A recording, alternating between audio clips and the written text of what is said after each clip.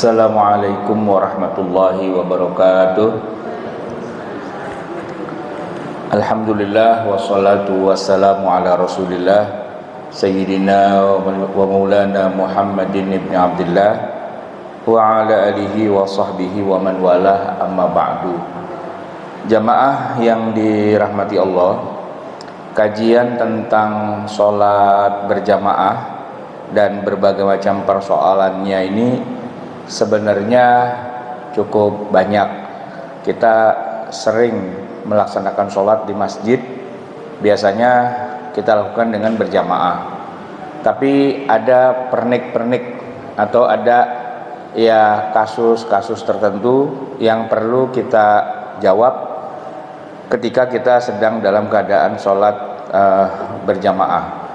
Di dalam buku yang saya tulis setidaknya ada 9 bab terkait sholat berjamaah, tentang bagaimana ketentuan untuk bisa menjadi imam, apa saja yang harus dipenuhi, kemudian bagaimana menjadi makmum.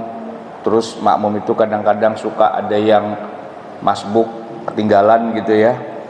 Kemudian bagaimana membangun barisan sholat, bahkan juga terkait dengan azan, iqomah, dan termasuk juga kasus-kasus seperti misalnya orang udah sholat jamaah tapi kemudian sholat lagi dan seterusnya. Nah, dari banyak kasus itu saya coba pilihkan beberapa hal. Yang pertama, kita bicara dulu tentang sholat berjamaah itu hukumnya apa, gitu ya. Itu yang paling dasar tentang hukumnya.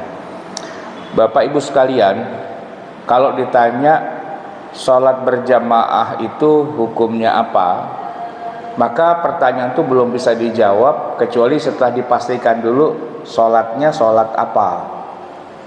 Apakah sholat 5 waktu ataukah sholat yang lain? Kenapa? Ya karena masing-masing sholat itu kaitannya dengan berjamaah. Ada yang wajib, ada yang sunnah, ada yang mubah, bahkan juga ada yang istilahnya makruh lah, tidak dianjurkan. Kalau sholat berjamaah yang wajib itu yang sepakat adalah sholat Jumat, ya nggak Bu? Boleh nggak sholat Jumat sendirian? Ya nggak boleh. Jangankan sendirian, berdua pun nggak boleh juga.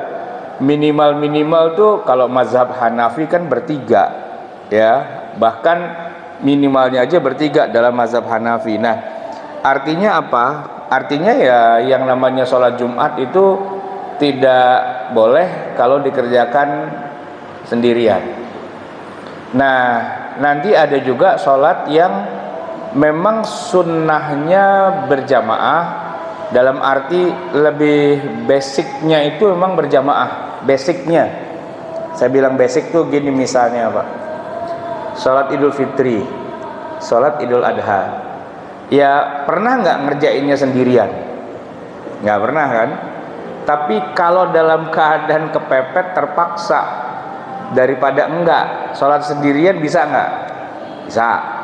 Nah itu kan berarti boleh gitu kan, nggak harus berjamaah. Tapi itu kondisinya udah ya istilahnya udah kepepet banget gitu ya, kayak kita kemarin pandemi lah gitu kan. Itu pun kita masih mengerjakannya sekeluarga, nggak yang sendirian gitu ya kan. Artinya memang basically Idul Fitri, Idul Adha, Tarawih, nah itu basicnya adalah berjamaah. Nah nanti yang basicnya tidak berjamaah ada juga, artinya dia mubah gitu. Kalau mau dijamaahin oke, tapi basically sebenarnya dia tidak jamaah gitu. Misalnya apa? Sholat tahajud tuh Bu aslinya sendiri loh, aslinya. Kenapa saya bilang aslinya sendiri? Karena Nabi Muhammad SAW itu kalau sholat tahajud biasanya sendirian, nggak ngajak orang, nggak ngajak sahabat. Aisyah saja sebagai istri tercinta itu belum tentu diajak juga, dibiarin aja dia tidur. Nabi sholat apa itu salat tahajud sendirian, witir gitu juga sendirian. Tapi kalau misalnya ada orang pengen jamaah, boleh nggak? Nah, jawabannya boleh, ya kan? Dan itu pernah terjadi di zaman Nabi. Basicnya kan Nabi sholat sendirian. Nah, asistennya Nabi, Anas bin Malik, merasa mungkin nggak enak kali gitu ya, masa Nabi sholat sendirian, beliau sebagai asisten malah tidur doang gitu. Sekali-kali pengen nemenin gitu. Makmumlah dia di belakang Nabi atau di sampingnya Nabi gitu kan. Tapi sebenarnya kan Nabi emang nggak ngajak ya. Kenapa kok Nabi nggak ngajak orang? Karena ini sholat lail atau sholat tahajud ini urusannya kita doang sama Allah berdua, nggak usah ngajak orang. Karena Nabi kalau sholat lail tuh lama banget. Rokaat pertama bacanya surat Al-Baqarah sampai selesai, disambung dengan surat Ali Imran sampai selesai, disambung dengan surat yang keempat An-Nisa sampai selesai. Itu ya kalau saya hitung-hitung, Al-Baqarah, Ali Imran, An-Nisa, itu udah 1/8 Al-Quran itu. 1/8 rokaat pertama doang. Nah, kan sholat malam nggak mungkin cuma 1 rokaat, minimal banget kan 2 rokaat. Nah, rokaat kedua bacanya ya kurang lebih sama lah begitu kan. Makanya Anas agak-agak nyesel gimana gitu, ya lama banget gitu. Begitu tahiyat akhir salam, Anas langsung pulang. Kapok, saya tobat, kagak ikut-ikut lagi, lama banget. Nah, disitulah kalau ada orang pengen jajal ilmu ilmunya mau dijajalin, nah jajalinnya pada waktu sholat tahajud karena sendirian. Jangan jajal ilmu lagi sholat jamaah 5 waktu. Masa maghrib baca Al-Baqarah, ya digebukin orang, woi kelamaan gitu kan. Baca yang pendek-pendek aja, baca yang simple, yang mungkin orang ada kebutuhan, ada urusan, mungkin ada yang kebelet, ada yang sakit, macam-macam gitu kan. Jadi kalau sholat sendirian, oke lah, bacanya panjang-panjang terserah. Kalaupun ada yang nekat mau ikut, resiko tanggung sendiri. Nah itu Anas tuh menanggung resiko sendiri tuh. Jadi jamaah sekalian, kalau ditanya, dibalik lagi pertanyaannya, apa hukum sholat berjamaah? Tergantung sholatnya apa dulu ya. Kalau maksudnya adalah sholat 5 waktu, nah untuk sholat 5 waktu ini dibalik pertanyaannya. Oke, sholat 5 waktu, hukumnya apa? Hukumnya apa berjamaah? Siapa dulu nih? Gitu. Bapak-bapak apa ibu-ibu? Nah gitu. Kalau bapak-bapak, oke, bapak-bapak, dibalik lagi, rumahnya jauh apa enggak dari masjid? Nah gitu. Jadi rupanya ketika kita mau bicara tentang hukum sholat berjamaah, itu kita khusus ngomong orang laki. Kalau orang perempuan bebas, dia mau sholat jamaah di masjid bersama bapak-bapak boleh. Dan kalau dia sholat sendirian di rumahnya boleh, dan nilainya sama. Jadi kalau ibu nih ikut sholat subuh di sini bu, zuhur, asar, maghrib, isya, dapat 27 derajat. Bapak-bapak juga gitu, sholat di masjid berjamaah dapat 27 derajat. Nah bedanya kalau ibu sholat di rumah 27 juga bu, bapak-bapak di rumah 1 doang gitu. Jadi kalau begitu maka kita nggak ngomongin ibu-ibu, karena skornya sama, seri. Dia mau sendirian di rumah, dia mau jamaah ke masjid, nggak ngaruh dari segi pahala. Tapi kalau ibu-ibu lagi pengen bersosialita, nah lagi pengen pamer tas gitu misalnya, lagi pengen pamer mukena gitu kan, nah itu lain lagi ceritanya gitu. Lagi pengen ketemu siapa gitu kan, atau mungkin di masjid ada jajanan yang sekalian jajan sekalian kemana, itu bab yang berbeda. Tapi sholatnya ibu-ibu di rumah dengan di masjid bebas, sama, nggak ada nilai yang membedakannya. Nah, baru ngomongin beda itu kalau bapak-bapak, Bu. Bapak sholat di rumah boleh, ya kan? Tapi kalau di masjid berjamaah awal waktu ya bersama dengan imam rawatib 27 gitu pahalanya. Nah, tapi memang secara umum para ulama agak berbeda-beda ya untuk yang bapak-bapak yang rumahnya dekat masjid. Begini, untuk kalangan mazhab Hanafi dan Maliki ya, dua mazhab itu mengatakan bapak-bapak ke masjid itu hukumnya sunnah muakkadah untuk yang 5 waktu. Sangat-sangat dianjurkan dan sangat rugi kalau enggak 5 waktu di masjid berjamaah. Tapi enggak dosa. Enggak dosa. Ya kalau mau di rumah boleh. Enggak dosa. Cuman pahalanya memang agak kurang. Nah, cuman ini begini Bapak Ibu sekalian. Itu kalau di sini, kalau kita di negara kita sendiri akan jadi berbeda. Ini Pak ya. Kalau lagi umroh, tiba-tiba bapak-bapak rajin banget ke masjid. Umrah ke Mekah, ke Madinah, zuhur ke masjid, asar ke masjid, maghrib ke masjid, isya subuh ke masjid. Karena mikir, ini bayar umroh mahal nih. Kalau gue cuma sholat di hotel doang, ngapain gue kemari? Gitu. Akhirnya ditanya, Bapak sholat ke masjid hukumnya sunnah apa enggak? Tergantung di mana. Kalau di Masjidil Haram mah sunnah banget gitu ya, daripada mubazir duitnya. Tapi kalau di rumah, besoklah gampang bisa diatur gitu ya. Tapi lepas dari itu semua, buat bapak-bapak enggak ke masjid, sholat di rumah tidak dosa dalam pandangan dua mazhab, yaitu mazhab Hanafi dan Maliki. Kita orang Indonesia mazhabnya Syafi'i. Nah, kalau dalam mazhab Syafi'i istilahnya bukan sunnah muakkadah, istilahnya sunnah kifayah. Sunnah kifayah. Baru dengar ya Bu, istilah sunnah kifayah. Kita kan biasanya dengar istilah fardu kifayah. Contohnya apa Bu? Fardu kifayah itu contohnya apa? Sholat jenazah ya.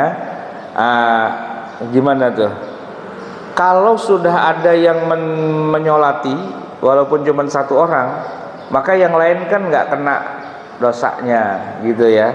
Itu namanya fardu kifayah. Asal udah ada yang ngerjain, yang lain nggak apa-apa. Ya tentu yang ngerjain dapat pahala lah gitu ya.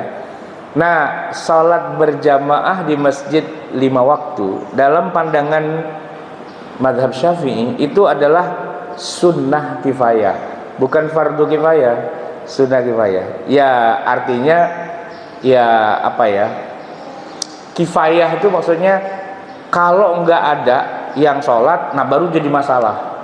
Sebenarnya bukan sunnah sih ya, fardu kifayah gitu sebenarnya. Cuman maksud saya sunnah tuh karena kalau kita mau kita berpahala, kalau enggak gitu kan. Tapi kalau bicara secara sosial, secara keseluruhan, seandainya ada masjid yang sampai enggak ada sholat jamaahnya, nah maka semua pada kena dosanya gitu Pak. Nah nggak tahu di masjid sini nih kalau subuh ada nggak jamaah? Ada ya, alhamdulillah. Yang pada tidur aman gitu. 5 waktu ya ada ya, zuhur gitu adalah ya, zuhur, asar, maghrib, isya. Walaupun tar dulu nih, kalau bukan hari Sabtu Minggu, hari biasa, subuh berapa orang ya? Sebaris, 2 baris, 1 soft ada? Ada ya. Yang paling sepi hari apa biasanya? Hari Senin. Hari Senin sepi Pak ya. Iya. Yang tetangga masjid ini kalau nggak subuhan di sini dosa nggak? Kalau dalam pandangan mazhab Syafi'i, kalau sama sekali kagak ada yang sholat di masjid ini, baru jadi masalah gitu kan. Nah itu yang disebut dengan fardu kifayah. Fardu sih tapi kifayah. Nah kalau buat kitanya jadinya sunnah gitu ya. Kalau per individunya kan nggak wajib gitu. Cuman kalau sampai nggak ada satupun, nah jadi pada kena dosa. Istilahnya fardu kifayah gitu lebih tepatnya, bukan sunnah kifayah. Nanti kalau sunnah kifayah itu kayak kurban, itu sunnah kifayah. Nah yang benernya adalah fardu kifayah. Ya kayak orang sholat jenazah lah, fardu kifayah kan. Kalau sampai jenazah kagak ada yang nyolatin Pak. Ini gini, biar orang yang sholat banyak, biasanya kalau kita di Jakarta nyolatin jenazah tuh dibarengin sama sholat jamaah Bu. Ngikutin kayak di Mekah di Madinah ya. Di Mekah di Madinah itu jenazah kita sholatin setiap habis sholat fardu 5 waktu kan. Begitu udah selesai, assalamualaikum warahmatullah, assalamualaikum warahmatullah. Nah itu ada yang ngasih tahu tuh, sallu ala hadzal mayyit rahimakumullah gitu. Nah itu kita disuruh sholat jenazah. Seandainya kita nggak sholat nggak apa-apa, tapi kebanyakan sih pada sholat jenazah gitu. Nah misal kata, cuman misal kata doang, semasjid pulang semua jenazahnya nggak ada yang nyolatin, itu gimana? Nah, dosa ada tuh orang semasjid gitu kan, minimal 1 aja gitu. Lagian mayatnya juga komplain, woi curang loh, curang gua aja pada pulang. Nah gitu. Ya kalau mayatnya bisa ngomong, dia ngomong begitu Pak ya. Oke, jadi kalau yang 5 waktu menurut Hanafi Maliki sunnah muakkadah, menurut Syafi'i fardu kifayah. Nah yang bilang fardu ain atau wajib itu Hambali. Nah jadi gini Pak, kalau dalam pelajaran sholat di kalangan mazhab Hambali, teman-teman kita tuh yang pada Salafi, pada Wahabi dan sebagainya itu, wah itu wajib tuh Pak. Bahkan Bapak jangan kaget, begitu dengar azan Allahu Akbar, langsung dia loncat kemana? Ke masjid. Kenapa? Karena kalau nggak ke masjid dia dosa. Nah gitu. Saya udah maklum aja, wah Hambali nih gitu. Begitu azan langsung loncat dia gitu. Nah kalau yang mazhab Syafi'i dan sebagainya, dia bisa pilih-pilih, jamaah masjid nggak? Di rumah aja gitu. Ya udah santai, cuman nggak dapat pahala 27 tapi dosa sih kagak gitu ya. Tapi lepas dari itu semua ulama sepakat bahwa kalau kita sholat berjamaah di masjid di awal waktu bersama imam, ya pastinya lebih utama. Nggak ada yang bilang ke masjid nggak utama, ya nggak, tetap semua utama. Tinggal di paling bawahnya itu jadi dosa apa enggak kalau nggak dikerjain, begitu aja sebenarnya. Baik Bapak Ibu jemaah sekalian, itu yang poin pertamanya. Sekarang kita ngomong poin yang kedua tentang syaratnya jadi imam ya. Sebenarnya begini Pak, syarat untuk boleh jadi imam tuh simpel aja sih. Asalkan dia sholatnya buat dirinya sendiri sudah sah, ya maka dia bisa dijadikan imam. Itu prinsip paling dasarnya gitu. Maka ibu-ibu nih ya, sebagai contoh nih, ibu punya anak masih kecil, boleh nggak Bu sholat bermakmum pada anak yang masih kecil? Boleh nggak? Ya tergantung sekecil apa anaknya. Kalau dia sendiri belum sah mengerjakan sholat, maka ibu nggak boleh jadi makmumnya. Batasnya tamyiz, mumayyiz, usia 6 tahun, usia 7 tahun. Di bawah itu belum mumayyiz. Jadi kalaupun dia sholat nggak sah, nggak sah. Apalagi masih setahun ya, setahun setengah, sholat mah ikut-ikutan. Nah dia kadang-kadang sholat, dia kadang-kadang lari gitu kan.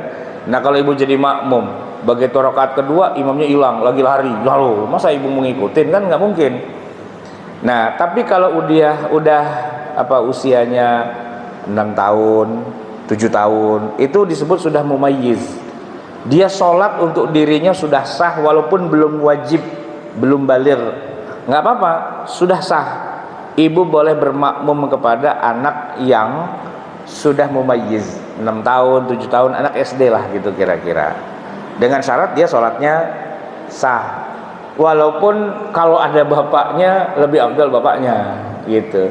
Bukan apa-apa Bu, karena anak kecil yang belum sunat, nah ini kalau dalam mazhab Syafi'i rada bermasalah. Karena dia kan belum bersih, karena belum disunat, jadi masih ada syak, ini masih ada najisnya apa enggak sih gitu kan.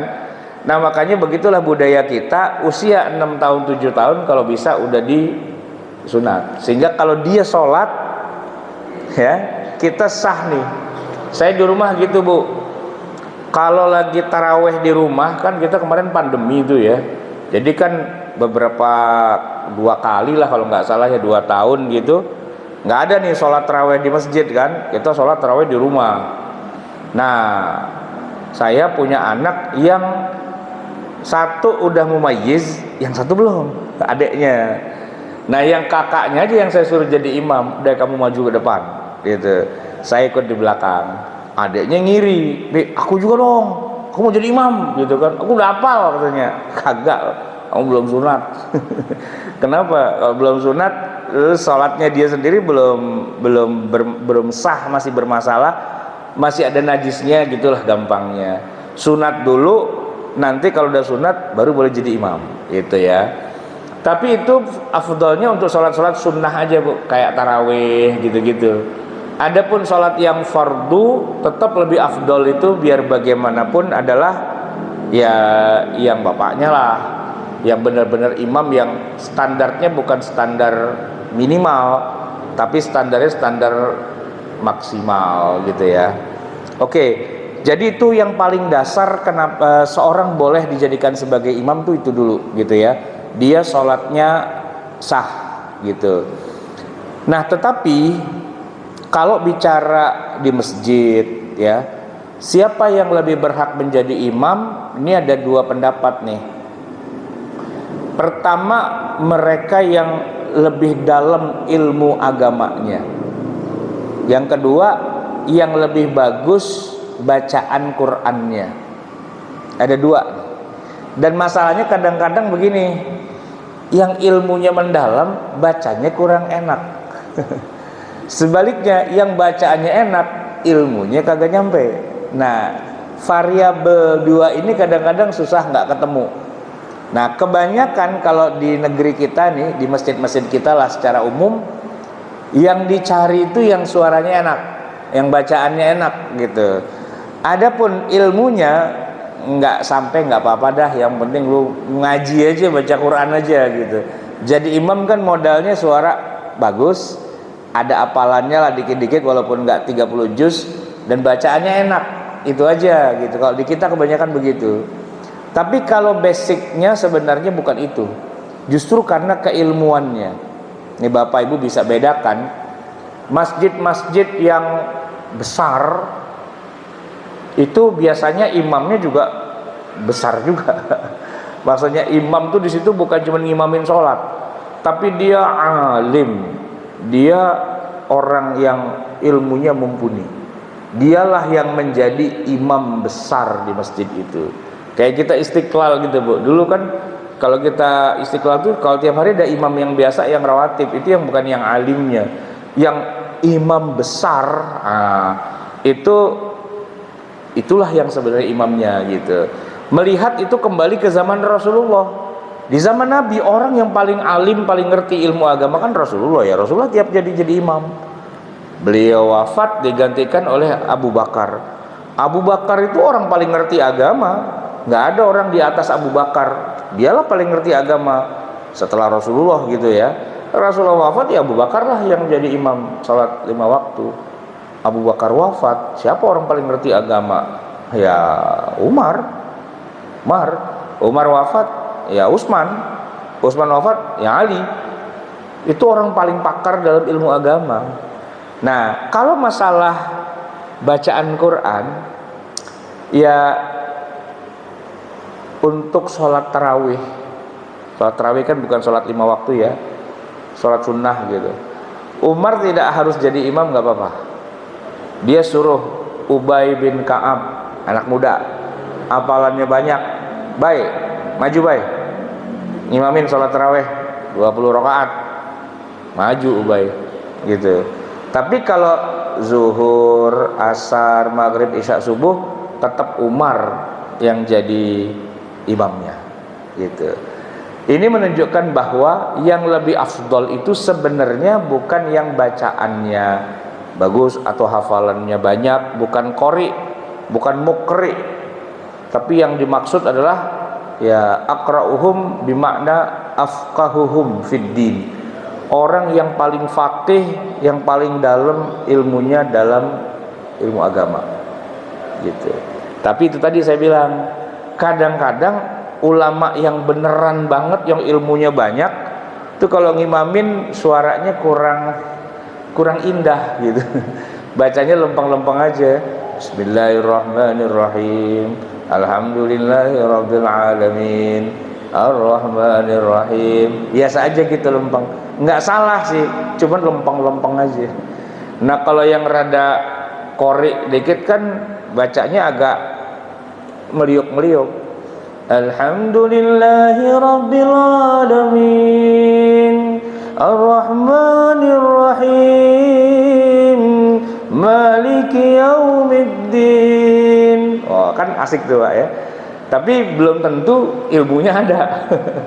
Ilmu ngelaguin Quran iya, tapi kalau ilmu yang secara mendalamnya tidak. Nah, itu ada dua tuh. Ada dua kecenderungan.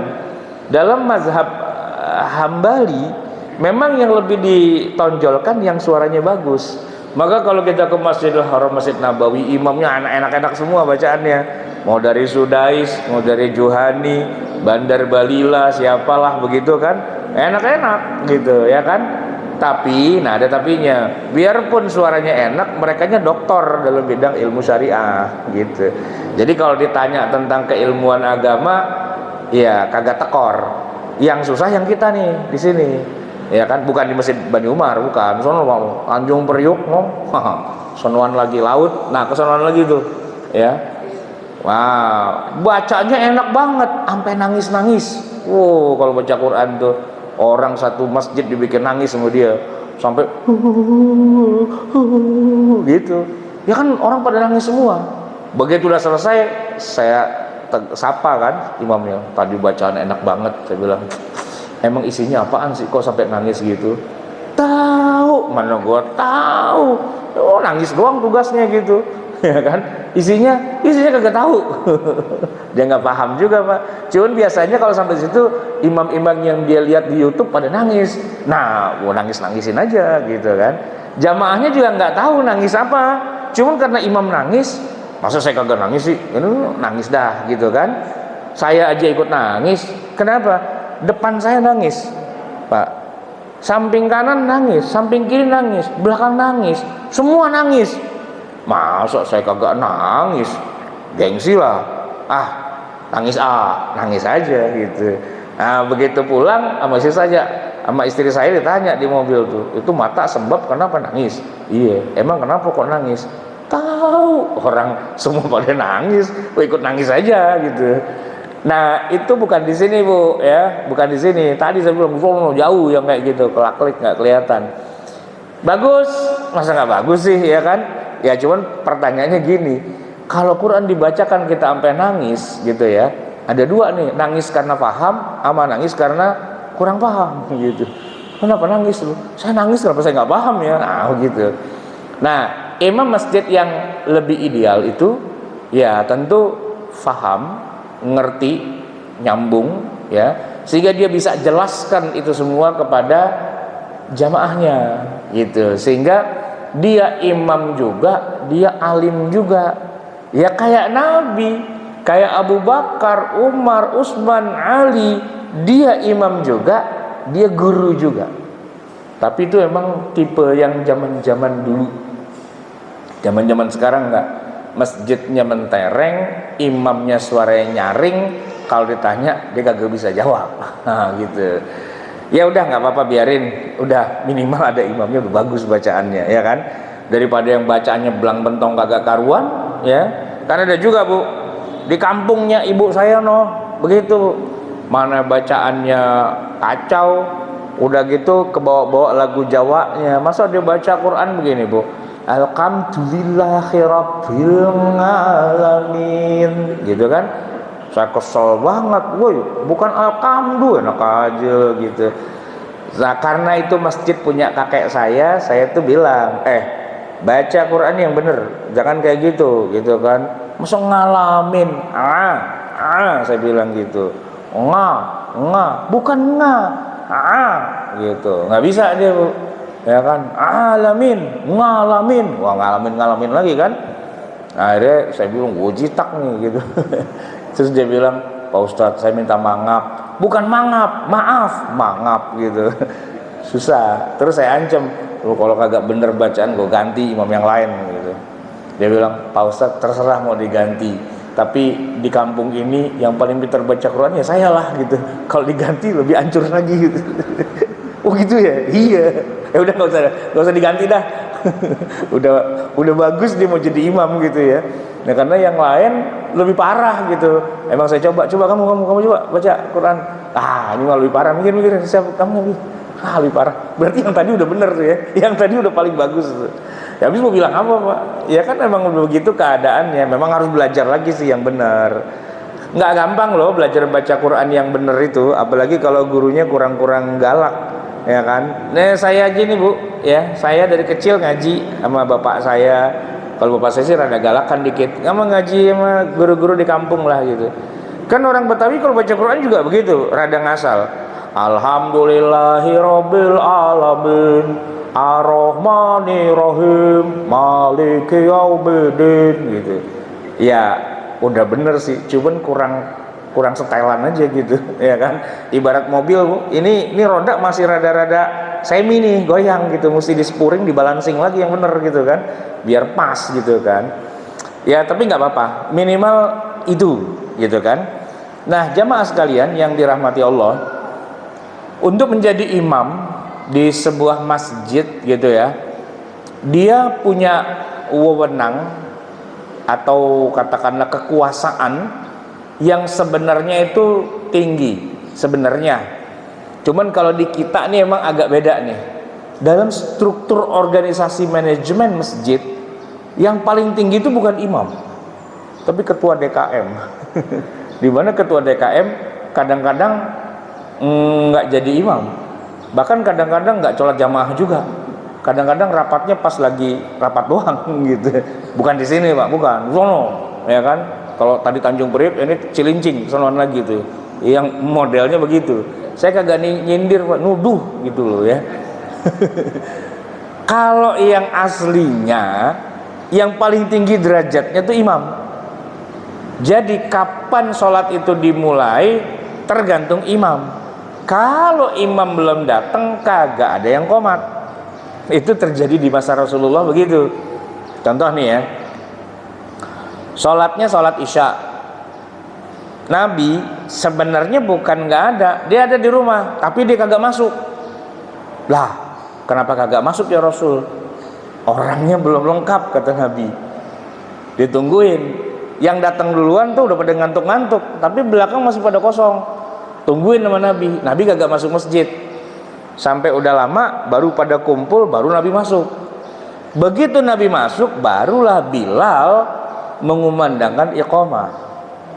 Jadi yang menentukan ayo mulain kapan sholatnya itu imam, gitu kan?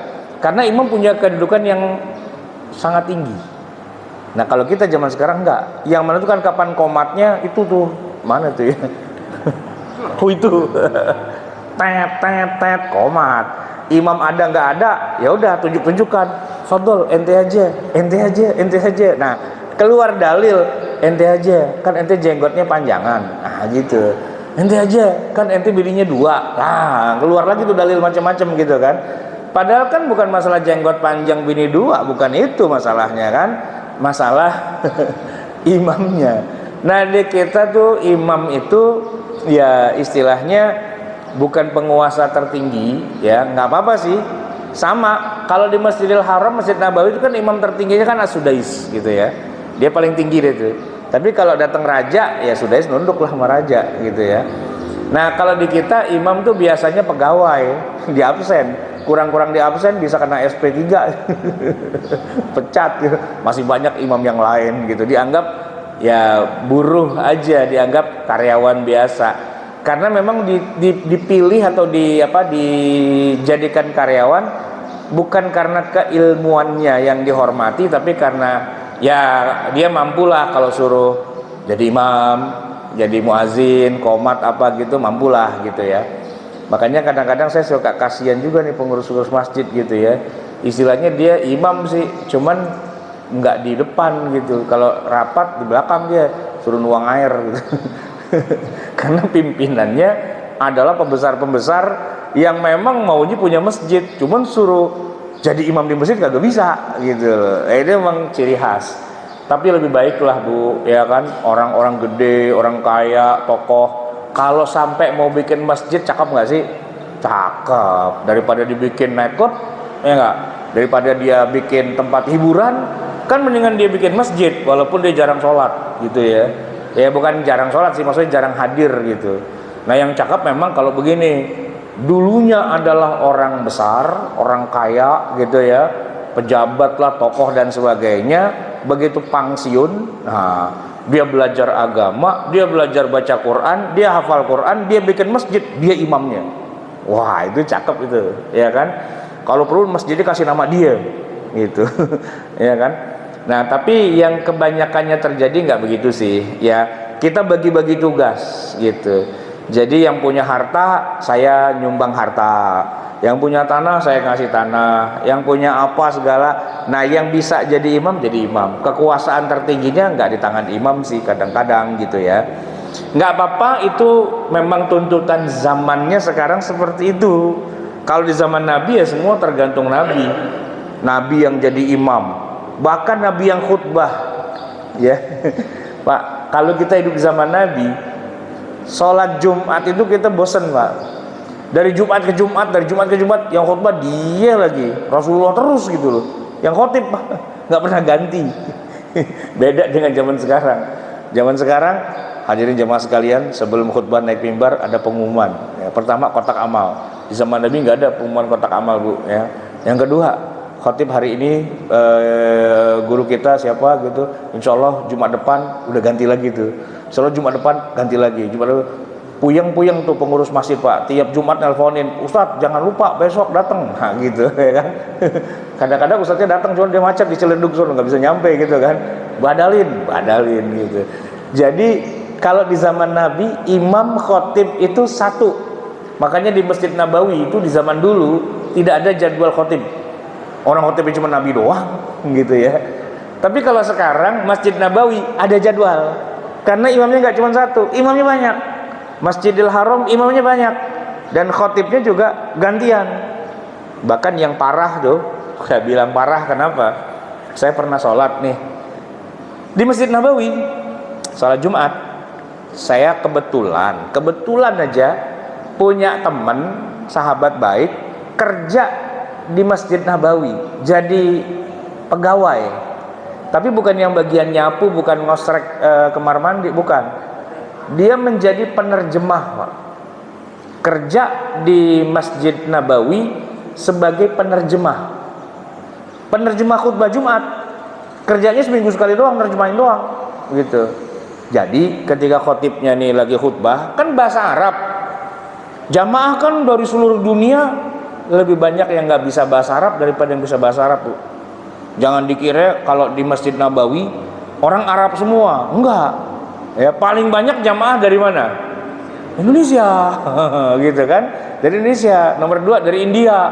Nanti dari mana-mana. Justru orang Arab paling sedikit sebenarnya. Nah, khutbah kan pakai bahasa Arab, gitu kan? Gimana caranya biar orang Indonesia, orang India itu paham? Ada penerjemahnya Pak. Tapi penerjemahnya nggak tampil. Penerjemah di atas sonono, di ruang studio. Ya kan? Nah saya ikut diajak masuk situ, yuk masuk ruang studio. Jadi khotibnya ngomong, dia ngomong Pak. Cuman udah pegang teks. Khotibnya kan baca nih, pakai bahasa Arab kan. Nah dia tuh udah dapat teksnya seminggu yang lalu, udah diterjemahin sama dia. Tinggal dibaca, dipasin. Khotib ngomong gini, dia langsung terjemahin. Tapi udah ada teksnya gitu. Cuman yang kesel katanya kalau khotibnya teksnya dilepas sama dia. Dia ngomong sendiri, nah lu nerjemahnya ribet itu katanya, gitu kan. Ada 1-2 khotib yang begitu kesel, dia ngomong wah capek, ditaruh aja tuh, dia ngomong sendiri gitu. Nah kita nerjemahnya puyeng tuh katanya, gitu kan. Nah jadi di zaman sekarang Masjid Nabawi lebih inovatif daripada kita, gitu. Udah khotibnya gantian, imamnya gantian, khotibnya aja pakai penerjemah. Yang nerjemahin ada banyak. Saya hitung kemarin ada sekitar 12 sampai 15 orang gitu. Ke berbagai bahasa, ada bahasa Cina, ada bahasa Indonesia, ada cuman bahasa Jawa belum ada gitu kan. Saya lagi bilang begini, itu jamaah haji paling banyak Indonesia dari Jawa itu. Jadi kan kalau misalnya diterjemahin bahasa Jawa, utawi iki iku gitu kan. Nah, itu kacau juga tuh. Ingkang menika sak punduripun. Nah, itu kan kacau tuh. Denger ini pakai ini Pak, pakai headset, pakai HP, ada radio, terus kita pilih frekuensinya, kita dengerin. Jadi sholat Jumat, begitu imamnya ngomong apa, weh pada manggut-manggut. Ngapa? Dengerin di sini, saya dengerin dong. Wah, bahasa Indonesia. Iya, paham dong kita, gitu. Cuman imamnya nggak ada yang ngelawak Pak. Kalau sampai imamnya orang Indonesia dia ngelawak, semasjid ketawa semua itu, ya kan? Oke, balik lagi. Jadi tugas dan wewenang imam itu kalau secara hukum fikihnya dia paling tinggi derajatnya, dia yang memberikan izin untuk iqamah atau ditunda, dia yang bertanggung jawab untuk memeriksa rapat dan lurusnya barisan, ya, atau nah ini lagi dia yang punya beban juga agar semua yang ikut hadir dalam sholat jamaah itu tidak terbebani dengan lamanya sholat. Ini tugasnya dia. Karena apa? Karena pernah ada seorang sahabat ngimamin, walaupun bukan di Masjid Nabawi ya, Mu'az bin Jabal. Dia kalau sholat 5 waktu di Masjid Nabawi jadi makmum, imamnya Nabi gitu ya. Tapi begitu sholat selesai, dia langsung berangkat ke rumahnya. Komplek rumahnya itu di klasternya dia itu ada masjid. Dia jadi imam masjid di situ. Nah, orang yang rumahnya di sekitaran situ sholatnya ke situ doang, nggak ke Masjid Nabawi. Yang ke Masjid Nabawi dia doang. Jadi dia datang ke situ, pas nyampe orang udah pada nungguin kan. Sholat Isya, orang udah pada nungguin, lamanya dia nih imam, lama banget. Rupanya di Masjid Nabawinya sendiri Nabi rada mundur itu sholatnya. Jadi kan dia datang ke situ udah mundur. Orang udah nungguin, akhirnya datang juga, dia baca dah tuh sholat Isya Al-Baqarah Pak, dia baca. Panjang. Orang pada ngomel gitu kan. Tapi apa boleh buat? Ya masa kita batalin? Ada Pak satu yang batalin, dia kesel, batalin. Dia sholat sendiri. Udah gitu urusan belum selesai nih, dendam dia sama imamnya. Dia lapor sama Nabi Pak, kasih tahu, ya Rasul, Mu'az no. Kenapa Mu'az? Masa ngimamin sholat Isya baca Al-Baqarah gitu? Ah yang bener ente. Bener ya, saksinya no orang semasjid gitu kan. Panggil Pak Mu'az. Sini Mu'az, panggil sama Nabi. Afattanun anta ya Mu'az, mau jadi tukang bikin onar kamu wahai Mu'az gitu. Baca tuh yang pendek aja, baca yang paling memudahkan makmumnya. Ada yang udah tua ya kan, ada yang sakit, ada yang kebelet, ada yang punya urusan gitu. Baca yang paling mudah aja gitu. Sejak itu Mu'az sudah gak pernah panjang-panjang lagi Pak, ngomelin sama Nabi gitu kan. Nah cuman itu kan kadang-kadang di kita suka itu tadi Pak, kan imamnya qori ya kan, dia merasa pengen show off gitu biar ketahuan lah hafalannya banyak gitu kan. Dia baca surat Ar-Rahman, panjang juga tuh Ar-Rahman ya kan, sampai selesai gitu. Cakep sih, orang bilang cakep, cuman kelamaan gitu ya kan. Kita diri udah pada goyang nih di belakang begitu.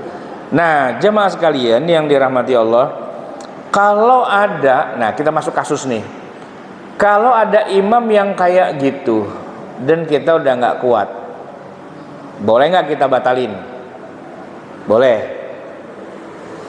Nggak kuat, dia nekat tuh imam, gila juga nih imam, bacanya panjang banget kan, berhenti, sholat sendiri, nyingkir, nggak apa-apa, karena yang offset tuh si imam, bukan kita, gitu. Kitanya mah ya nggak kuat gimana, orang baca kuliah sama kulhu udah cukup sebenarnya, baca yang panjang-panjang begitu kan. Nah akhirnya di zaman Nabi itu ada yang kemudian keluar dari barisan dan dia sholat sendiri aja.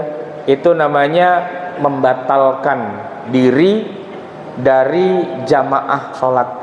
Jadi akhirnya dia niatnya nggak sholat berjamaah sendirian. Itu hukumnya boleh. Tapi ada juga yang namanya kita melepaskan diri, ya istilahnya itu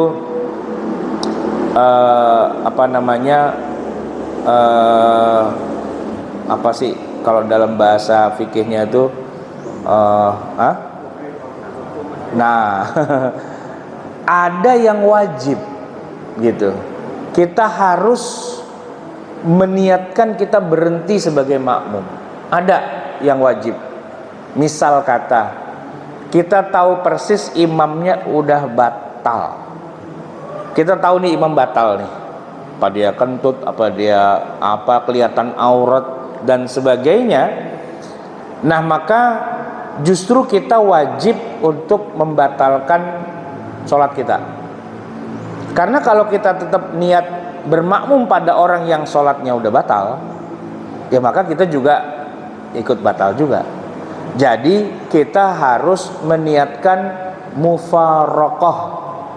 Apa itu tadi mufarokoh? Melepaskan diri dari imam, ya. Termasuk nih kalau imamnya juga kurang paham, dia batal, cuman bingung nih, ya. Dia batal, cuman dia bingung, ya batal, gitu, ya kan? Ini jamaah gimana nih? Dia langsung main keluar aja gitu. Nah kan jamaah tanpa imam kacau nih. Nah sebenarnya kan yang harusnya, kalaulah imam kebelet misalnya gitu ya, dia harusnya melakukan istikhlaf. Istikhlaf apa itu? Minta orang yang di belakangnya untuk maju gantiin dia sebagai imam. Itu boleh. Tapi emang jarang-jarang tuh ilmu kayak gitu ya. Sholat nih 2 rakaat perut udah nggak tahan. Dia gini ke yang belakang. Nah yang belakang harusnya udah kompak gitu. Kalau diginiin berarti suruh gantiin. Jangan bilang jangan aneh, dia aja. Ah kagak selesai itu urusan gitu kan. Kalau udah begini berarti imam udah memundur nih, gantiin yang belakang maju ke depan. Namanya istikhlaf. Kalau sudah terjadi istikhlaf, ya jamaah selamat karena jadi punya imam yang baru, nggak apa-apa. Tapi kalau imam tadi tidak melakukan istikhlaf, apa karena dia juga nggak tahu, atau dia udah begini-begini tapi yang belakang pada nyingkir, nah dia udah keburu batal nih, langsung aja dia keluar. Nah lu jamaah nggak ada imamnya, nah makmumnya akhirnya mufarokoh, sholat sendiri karena nggak ada imamnya, gitu. Jadi kalau ada imam yang gantiin tetap niat sebagai makmum, tapi karena nggak ada imamnya, sholat bubar. Kalau dia tidak berniat mufarokoh, maka batal imam, batal makmum semua. Nah biar nggak batal makmum semua, si makmum masing-masing berniat sholat sendiri, gitu. Jamaah sekalian yang dirahmati Allah, ini nanti akan kita teruskan dengan tanya jawab. Kita sampai berapa menit lagi nih? Udah habis? 9:30 ya. Nah saya akan berikan kesempatan jamaah, mungkin ada yang ingin bertanya. Sebelum itu yang terakhir, sebenarnya antara imam dengan makmum, ya tidak harus satu niat satu sholat. Bisa aja niatnya beda antara imam dengan makmum. Nih saya kasih contoh. Sholat maghrib udah selesai, kita nih sebelum pulang kita sholat ba'diyah 2 rakaat kan. Lagi enak-enak ba'diyah ada yang cowel gitu. Rupanya dia pengen jadi makmum. Nah kita kan sholatnya lagi sholat ba'diyah, bukan sholat maghrib. Makmumnya niatnya sholat maghrib. Bisa nggak tuh? Bisa nggak? Bisa kan? Karena apa? Karena niat imam sama niat makmum berbeda, itu nggak apa-apa, sah itu. Jadi beda niatnya, beda derajat sholatnya. Kalau ba'diyah kan sholat sunnah, kalau maghrib kan sholat wajib gitu kan.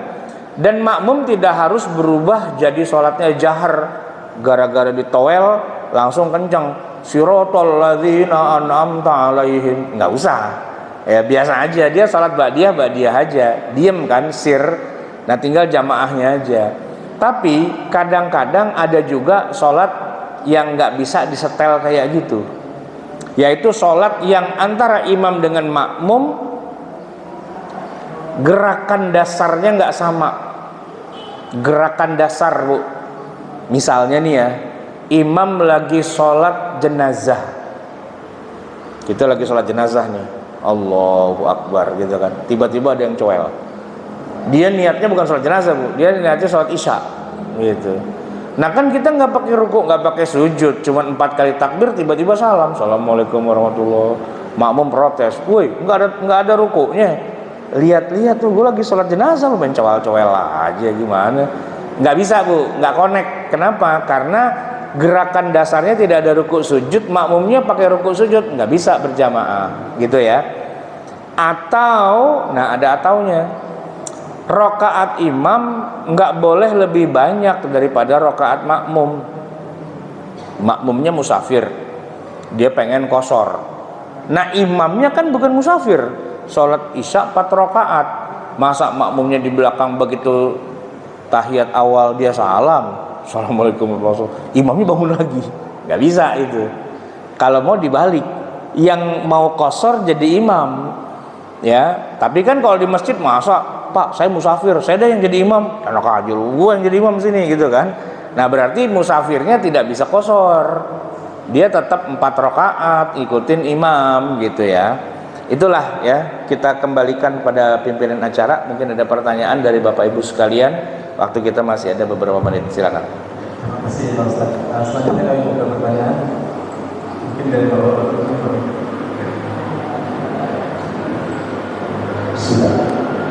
Assalamualaikum warahmatullahi wabarakatuh. Waalaikumsalam warahmatullahi wabarakatuh. Ini Ustaz, dari program sangat saya. Pertama, saya mengikuti dari salah satu pengajian dalam bacaan surah Al-Fatihah, Ustaz. Karena sampai disebutkan membatalkan sholat atau tidak sah sholat. Dikala imam itu membaca berarti siratal ladzina an'amta 'alaihim ghairil maghdubi 'alaihim waladdallin. Kan umumnya begitu kadang-kadang. Nah, tapi ustaz yang membilangkan sama kita jamaahnya itu membatalkan sholat. Sedangkan kita dari imam Mekah, Madinah berkata berhenti di situ. Ini mohon pencerahan dari Pak Ustaz. Ini masih mengganti terus karena waktu itu saya mau tanya ustaznya ada acara. Sebenarnya kalau kita melihat enak Ustaz. Terima kasih. Assalamualaikum warahmatullahi wabarakatuh. Itu bukan ayat, Pak, sebenarnya kan. Kalau di kita tuh bukan ayat, tapi kalau di mazhab yang lain, di mazhab Hanafi atau Maliki, itu ayat. Maka kalau dia berhenti itu udah benar dalam pandangan mereka. Siratal ladzina an'amta 'alaihim. Dia tuh ditandain tuh ayat 6. Ghairil maghdubi 'alaihim waladdallin. Itu ayat 7. Kalau kita itu satu ayat tuh dua-duanya. Maka afdolnya tidak berhenti. Cuman emang jadi masalah. Kenapa? Kalau napasnya kurang panjang, nah jadi terpaksa berhenti mendadak gitu kan. Jadi imam tuh nggak gampang juga, Pak. Siratal ladzina an'amta 'alaihim ghairil maghdubi 'alaihim waladdallin. Itu Pak 2 baris itu, ya kan? Kalau yang napasnya kurang panjang, siratal ladzina an'amta 'alaihim ghairil maghdubi 'alaihim waladdallin. Boleh berhenti, afdolnya jalan terus. Kalau nggak kuat masa mau hajar juga, ntar berhentinya jadi nggak pas. Siratal ladzina an'amta 'alaihim ghairil. Nah, jadi kacau tuh kalau berhentinya di ghairil, jadi kacau. Ghairil berhenti. Kalau berhenti salah jadi nggak bener itu, ya kan? Nah, makanya kalau mau berhenti yang benar itu ada ilmunya. Namanya al-waqaf wal ibtida. Nah, dalam mazhab Syafi'i itu bukan tempat berhenti yang resmi, cuman kalau capek boleh ngaso sebentar. Ya siratal ladzina an'amta 'alaihim ghairil maghdub, boleh sebenarnya, tidak batal. gitu sebenarnya. Nah kalau imam Masjidil Haram boleh jadi emang dia berhenti karena itu pemberhentian resmi dia itu, gitu. Beda sedikit sih qiraahnya kita sama dia, walaupun sama-sama Hafiz Asim gitu ya, tapi wakaf ibtidaknya itu di kita beda sedikit. Kalau kita nih dari kecil ngaji baca wal asri, masih ingat nggak Pak? Kalau dari kecil ngaji wal asri innal insana lafi khusrin illa, nah berarti di situ nggak boleh lafi khus, karena di situ ada huruf nggak boleh berhenti gitu kan. Tapi itu ijtihad yang beda-beda. Kalau saya belajar ngaji selain yang itu juga yang boleh berhenti. Jadi wal asri innal insana lafi khus, bahkan wal asrinya kita berhenti juga wal as, gitu kan. Innal insana lafi khus illal ladzina, itu boleh menurut tajwidnya dia. Nah kalau menurut tajwidnya kita enggak. Itu yang surat apa itu namanya? Walam yaj'al lahu 'iwaja qayyima, kan gitu kan. Nah coba baca deh yang dari Saudi enggak begitu kan. Gimana sih itu surat apa sih awalnya tuh? Al-Kahfi ya. Nah, walam yaj'al lahu 'iwaja qayyiman liyundhira ba'san, kan dia bacanya begitu. Kalau saya dari kecil diajar enggak begitu. Ya kan? Bacanya ya itu. Iwajan qayyima, iwaja qayyima, qayyiman liyundhira ba'san syadidan, begitu. Ilmu tajwidnya beda Pak, ceritanya itu. Nah, ada orang yang saking fanatik dengan ilmu tajwid, kalau lu nggak kayak gitu, lu batal lu sholat lu. Ambil kayak gitu Pak. Padahal sih seharusnya nggak sampai batal sebenarnya. Cuman karena fanatisme dengan ilmu tajwidnya rada kekencangan bautnya Pak, sampai dol dia begitu. Padahal sih nggak sebatal itu juga. Nggak apa-apa sih Pak. Baik ya. Ada lagi? Ya. Terima kasih. Saya mau bertanya Pak, kalau kita udah masuk misalnya maghrib sudah dapat 1 rakaat dan mau dilanjutin 2 rakaat lagi, saya datang teman saya ikutin jadi imamnya, bagaimana itu kasih? Iya, Bapak nggak bisa sambil jadi makmum sambil jadi imam kan, nggak mungkin kan. Maksudnya mungkin gini, Bapak nih masbuk ya, jadi imam benerannya udah selesai salam, nah Bapak kan nerusin 2 tuh. Nah lagi nerusin itu kan Bapak sholat sendiri, dicoel dari belakang gitu kan. Boleh nggak? Ya boleh-boleh aja sih, boleh-boleh aja, nggak masalah. Ntar dia kan masbuk lagi tuh, ntar dicoel lagi dari belakang, ayo sampai kono belakang. Ini main ular tangga apa gimana nih? Main coel-coelan. Iya, masbuk itu boleh, tapi basically masbuk itu istilahnya tidak direkomendasikan. Lu ngapain masbuk, datang paling awal gitu kan. Tapi juga Nabi begitu Pak. Kenapa Nabi memundurkan iqamah? Karena biar masbuknya nggak kebanyakan gitu. Jadi kompromi dari 2 sisi gitu ya. Nabi mundurin, termasuk sholat subuh tuh, apa Nabi dimundurin, tahulah orang dari tidur dia kan mesti ngumpulin nyawa dulu Pak, lama ya nggak? Begitu azan 3 menit komat, yang datang mah cuma bajai Pak, 3 doang penumpangnya gitu ya kan. Nah dimundurin agak lama biar apa? Biar orang punya kesempatan. Makanya kita kalau lagi umroh tuh Pak, antara azan subuh sama komat ada kali setengah jam. Iya, karena memberi kesempatan. Sebab kalau langsung dia hajar komat lah semuanya masbuk ntar jangan-jangan gitu. Nah tapi prinsipnya boleh gitu ya, cuman sebaiknya jangan jadi masbuk. Maka masjidnya lah yang memberi toleran rada lamaan dikit. Apalagi kayak gini nih Pak nih, subuh kan sekarang jam 4.19, rumah saya Pak di Kuningan Pak, kemari ya Allah itu kencang banget Pak, mobil polisi aja saya lewatin gitu. Iya, lagi ganti ban sih mobil polisinya ya, saya lewatin. Oke, ada lagi? Mungkin dari ibunya dulu, Pak Ustaz. Iya. Boleh ya? Dari ibunya yang mau bertanya?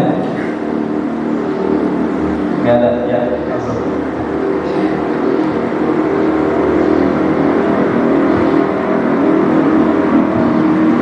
Assalamualaikum warahmatullahi wabarakatuh. Waalaikumsalam Ini warahmatullahi kaitan dengan ini memang rasanya nih kaitan dengan imamnya, sangat yang imam ini mungkin yang saya kalau istilahnya disebut orang masuk baik. Jadi ini sekarang Pak di masjid apa di musola riskan terhadap imam. Namun kalau mengingat man yadil Quran asimu kan gitu.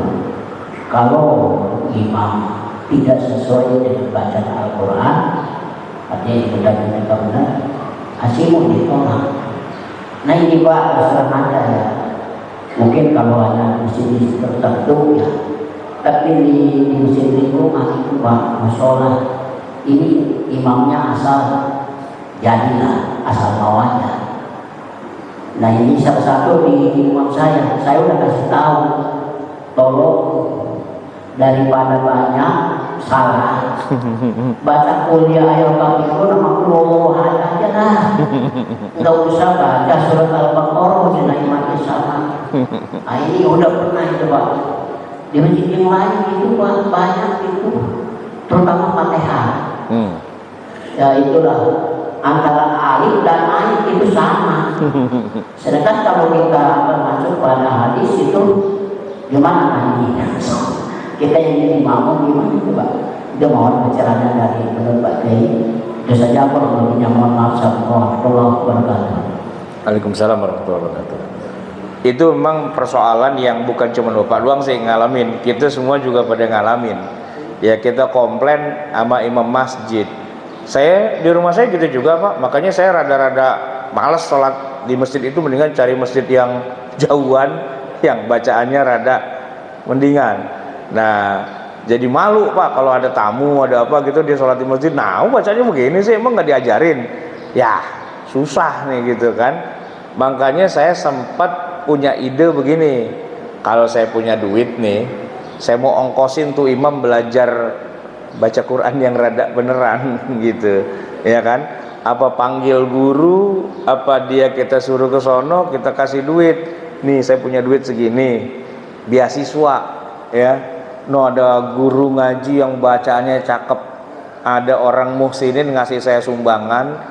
Katanya suruh kasih ke imam-imam masjid buat memperbaiki bacaannya. Ini duit 20 juta mau diambil apa enggak? Mau enggak Pak kira-kira? Gua berebut. Iya. Nah kan dia mesti datang tuh ya kan, biar dapat ijazah. Nanti kan yang bacaannya belang bentong kagak karuan kan dibenerin gitu. Daripada kita cuma ngomongin orang ya kan, imamnya jelek banget, imamnya kacau, imamnya gini, kan kita ngomongin orang, dosa juga kita ujung-ujungnya kan. Nah saya bilang, Mam, ini ada dana nih ya dari muhsinin, orang dermawan, tapi ini khusus katanya buat imam masjid yang pengen nambah ilmu. Kalau ente kan ilmu udah banyak gitu kan, udah nggak perlu kali, tapi ini duitnya jadi sayang-sayang. Gimana nih 20 juta aneh kasih, tapi ya ente datang dah ke sono, minimal formalitas gitu kan. Iya dah. Diambil 20 juta Pak, di ke sono. Ternyata ilmunya banyak yang nggak bener kan, dibenerin tet gitu kan. Udah begitu besok bacaan Quran di samping masjid rumah saya tuh udah asik nih, apa ya? Udah dispuring, udah dibalancing Pak, udah enak tuh jalannya, kagak buang kanan buang kiri gitu Pak, udah asik dah gitu kan. Gale cuma 20 juta nggak seberapa gitu kan, daripada kita tiap hari empeng ya kan, bunyinya suara kagak karu-karuan, kasih uang habis perkara gitu Pak, KUHP namanya itu ya kan.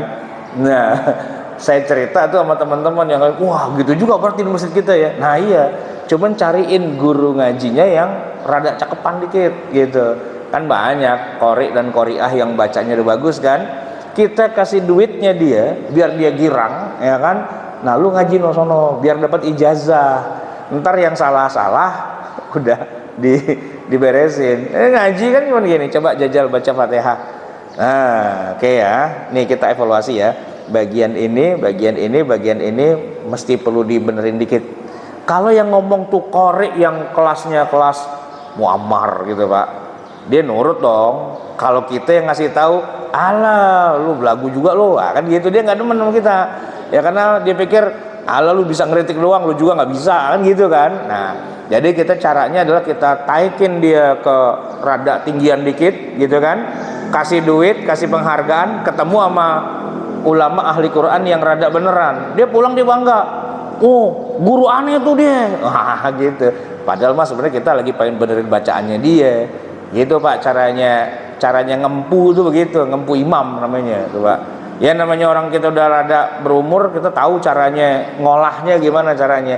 Kalau bilang salah lo, ngamuk dia, ngambek, bisa-bisa rumah kita ditimpukin gitu kan. Nah caranya adalah kita kasih duit, orang mau kan kasih duit, ya kan, berebut gitu kan, suruh ngaji yang beneran gitu. Nah itu teorinya begitu Pak, ya kan teorinya begitu. Cuman prakteknya kadang-kadang belum tentu juga sih. Ada yang ada duitnya diambil, kagak bener-bener juga gitu. Tapi kita udah usaha sih sebenarnya, gitu ya Pak ya. Baik, ada lagi Pak, silakan. Iya, iya. Makasih. Assalamualaikum warahmatullahi wabarakatuh. Gini Pak Ustaz, kalau tadi kan masalah bacaan, sekarang yang masalah syarat daripada sholat menutup aurat. Menutup aurat itu paling tidak kalau lelaki kan ya dari pusar sampai lutut ya. Iya. Di zaman sekarang ini banyak sekali orang yang memang jangan dari tersinggung ya. Kalau pakai sarung itu hanya sebatas kita di bawah jempol. Sehingga kalau rukuk itu jempol ke atasnya mungkin masih kelihatan. Ini termasuk indikasi satu aurat atau termasuk bukannya aurat sehingga membatalkan sholatnya atau tidak. Baik pribadi maupun lebih-lebih kalau jadi imam. Ini maksud. Assalamualaikum warahmatullahi wabarakatuh. Waalaikumsalam warahmatullahi wabarakatuh. Iya memang sih itu sebenarnya itu gaya sih Pak ya, gaya. Maksudnya setiap masyarakat gaya berpakaian itu beda-beda. Kalau satu masyarakat tuh semuanya pada sedengkul ya, apa namanya semata kaki, apa di atas mata kaki, di bawah lutut, tengah-tengah. Kita bilang orang Betawi bilang pakai celana tukang sate gitu ya, celana pangsi, celana cingkrang begitu. Ya cungkring apa cingkrang ya, pokoknya gitu. Karena masyarakat dan tradisi budayanya dia di negerinya begitu, semua orang begitu, ya itu sah-sah saja sih. Cuman kalau di tengah masyarakat yang panjang aja, terus dia sendirian cungkring, emang jadi masalah gitu kan. Saya nih sering nonton video atau siaran langsung dari Masjidil Haram, Masjid Nabawi. Banyak tuh imam-imam yang saya tonton, ada Imam Sudais, Imam Bandar Bilali, Imam Johani dan sebagainya. Kalau saya lihat sih pada kagak cungkring sih Pak, pada sampai bawah juga, bahkan sampai kena lantai gitu. Ya dan itu nggak salah juga gitu kan. Makanya saya sih melihatnya begini, kita sesuaikan aja di negeri kayak kita nih yang nggak model cungkring begitu, sebaiknya jangan begitu karena pasti akan dicari cacatnya tuh. Nah Bapak udah nyari tuh, no kelihatan no dengkulnya gitu. Nah, walaupun di kampungnya dia boleh jadi itu dianggap sah aja karena kan gini Pak, itu kan memang bolong dari bawah. Nah kalau kita pakai kaca kita taruh di bawahnya dia tuh kelihatan no ya kan celana dalamnya gitu kan, emang kelihatan sih Pak. Tapi kan ngelihatnya bukan dari bawah, ngelihat kan dari samping gitu sebenarnya kan. Ya yang afdolnya memang jangan cuman segitu dipanjangin. Wabil khusus di negeri kita yang kebanyakannya begitu masyarakat cara mode gaya pakaiannya. Tapi kita nggak bisa langsung menjudge bahwa sholatnya dia itu tidak sah gitu kan. Karena begini Pak, kalau kita bilang lu nggak sah lo, perang Badar kita sama dia jadinya urusannya jadi panjang begitu kan. Nah, nggak selesai gitu. Kalau saya sih Pak begini, kalau saya ragu dengan imam nih bacaannya atau katakanlah pakaiannya nggak sesuai, gampang sih kalau saya ganti masjid aja, susah amat. Saya sholat di tempat yang lain, selesai. Itu masjid dekat rumah saya pergi aja yang jauhan dikit. Kenapa? Gua sebel bacaan imam kagak beres-beres juga gitu. Jadi bacaan yang saya masih ingat gini Pak nih, saya nggak usah ngomongin orangnya tapi kesalahannya aja. Alladzina hum an salatihim sahun gitu. Kayaknya indah tapi salah gitu kan. Sahun gitu. Ya bukan sahun kali gitu kan. Alladzina hum an salatihim sahun. Pakai ha bukan ha. Lagian kan matnya kan mat asli aja itu cuman 2 harokat. Dia biar enak. Alladzina hum an salatihim sahun gitu. Itu kan artinya jalan-jalan, sahun artinya gitu kan. Nggak sesuai. Tapi ya mau bilang apa, dia yang punya masjid itu tanah engkongnya yang wakafin. Masa kita bilang, jangan jadi imam di sini, ngamuk dia. Ntar masjid ditutup jadi urusan gitu kan. Di kampung saya masjid ada 5, tinggal pilih yang lain aja gitu. Tanyain, kenapa nggak sholat dekat yang rumah, sholat? Biar pahalanya banyakan, nyari yang jauhan gitu. Kita ngeles aja gitu Pak, cari aman ya nggak gitu. Ada lagi nggak Pak?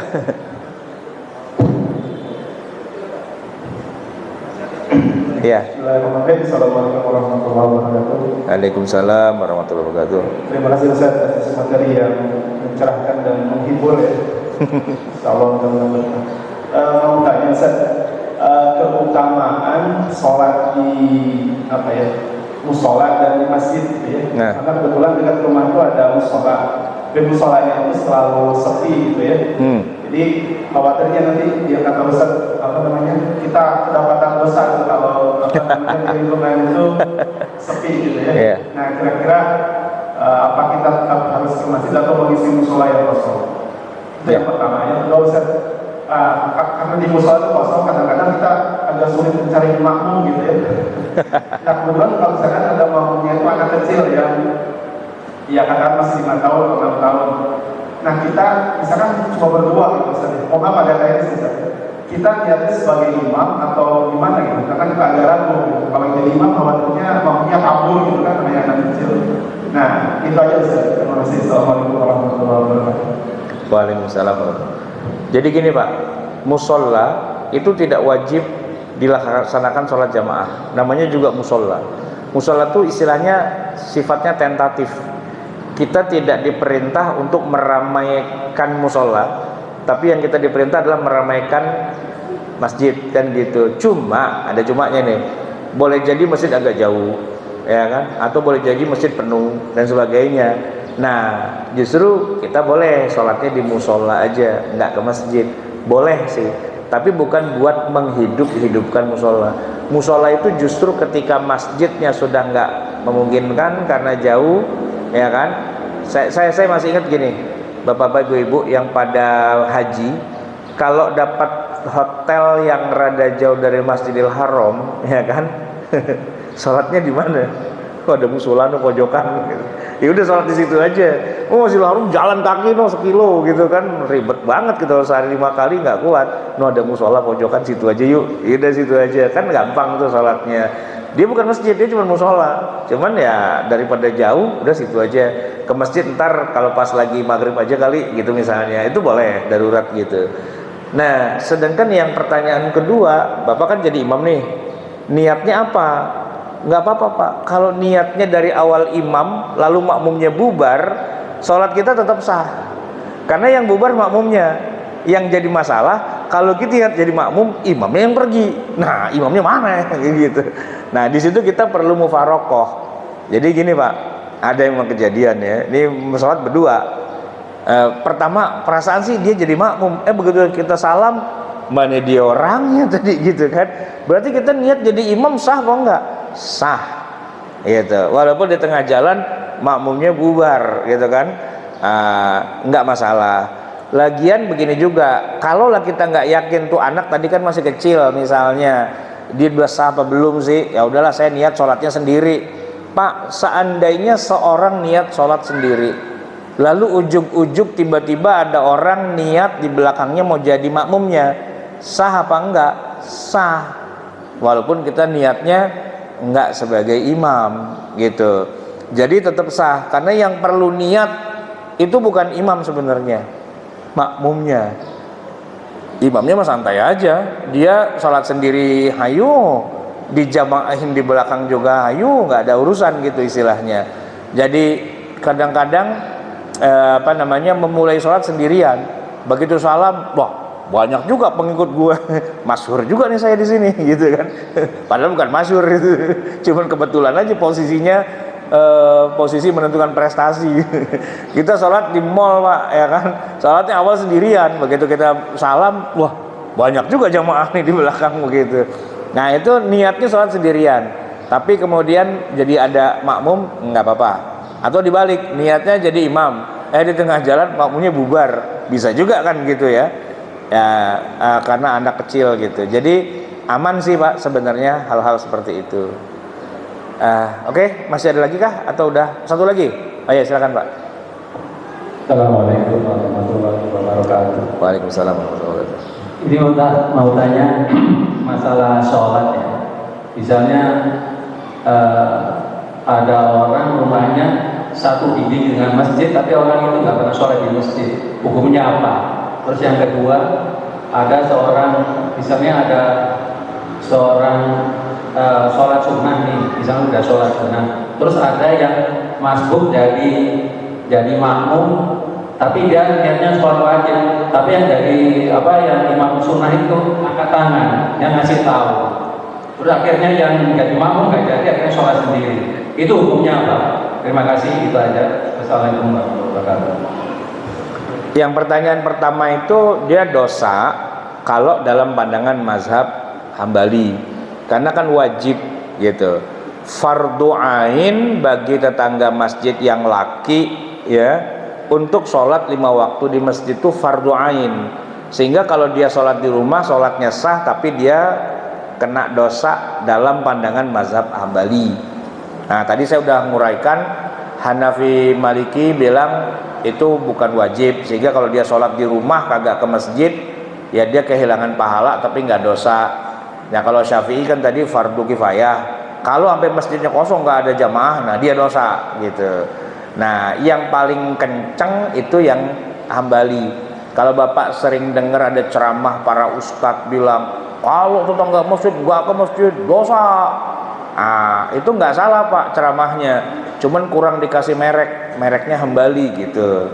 Ya kita sih harus anukan, ya ini kan orang kalau mau beli barang, Pak ada ini nggak, ada barang sabun ini nggak gitu misalnya, ada nih mereknya ini gitu kan, kita sebut mereknya, nggak cuman asal sabun doang, ada mereknya. Kalau merek Hanafi dengan Maliki dia nggak dosa, cuman rugilah orang 27 derajat gitu kan. Tapi kalau pakai Hambali dosa dia gitu. Nah tergantung dah yang nanya dia pakai mazhab yang mana. Mungkin dia pakai saya mau Hanafi aja lah, agak dosa cuman rugi doang gitu.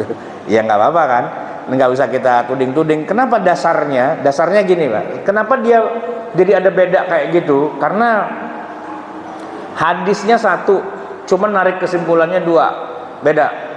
Hadisnya Nabi bilang begini, saya punya keinginan yang sangat kuat untuk keliling Madinah pada saat lagi sholat jamaah sambil bawa berapa orang manggul kayu bakar, mau saya bakar-bakarin rumah orang yang dekat masjid tapi tidak sholat jamaah ke masjid.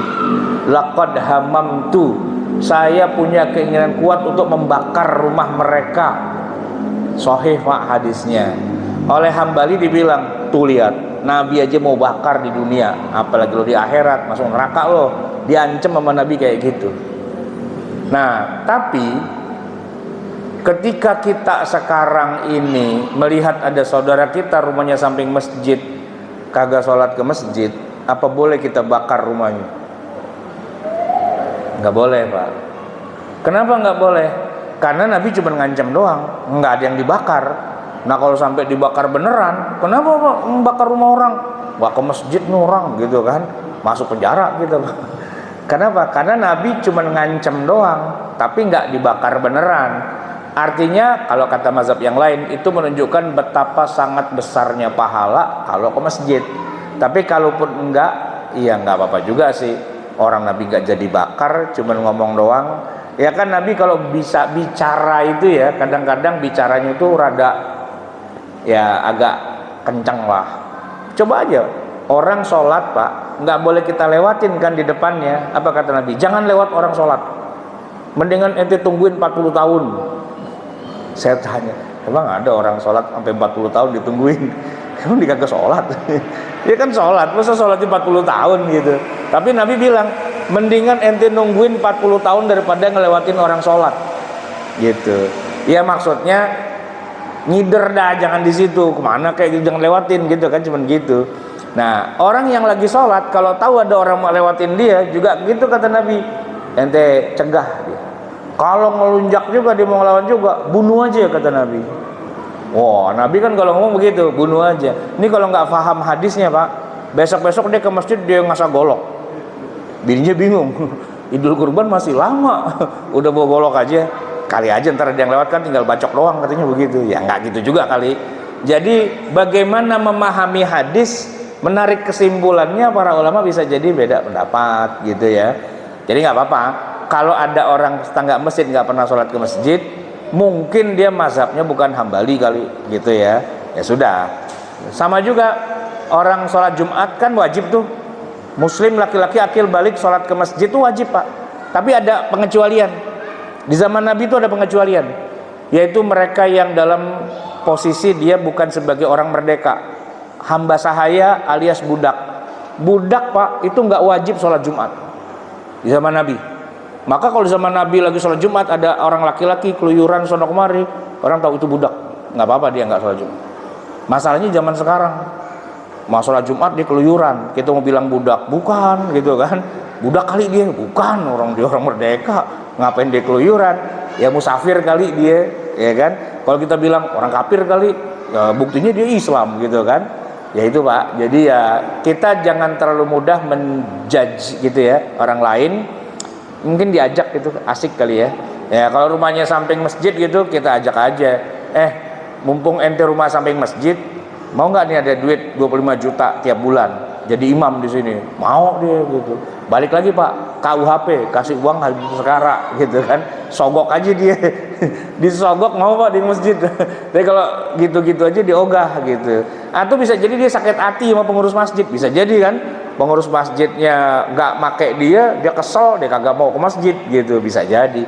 Ada banyak Pak, ada banyak fenomena. Kita berhusnuzon kepada semua orang, semoga kebaikan prasangka kita tuh jadi pahala tersendiri di sisi Allah Subhanahu wa ta'ala. Udahnya Pak, kita pulangnya udah gini hari. Saya dari subuh belum pulang nih. Kita tutup sama-sama dengan doa. Bismillahirrahmanirrahim. Alhamdulillahirabbil alamin. Hamda yuwafi ni'amahu wa yukafi'u mazidah ya Rabbana lakal hamdu wa lakas syukru kama yanbaghi li jalali wajhika wa li 'azimi sultanik. Allahumma shalli wa sallim wa barik ala sayyidina Muhammadin wa ala ali sayyidina Muhammad. Rabbana zalamna anfusana wa illam taghfir lana wa tarhamna lanakunanna minal khasirin. Rabbana amanna bima anzalta wa taba'na ar-rasul faktubna ma'asy syahidin. Rabbana la tuzigh qulubana ba'da idh hadaitana wa hab lana min ladunka rahmatan innaka antal wahhab. Rabbana atina fid dunya hasanah wa fil akhirati hasanah wa qina adzabannar. Wa sallallahu ala sayyidina Muhammadin wa ala alihi wa sahbihi wa sallam. Subhana rabbika rabbil izzati amma yasifun wa salamun alal mursalin walhamdulillahi rabbil alamin. Wassalamualaikum warahmatullahi wabarakatuh.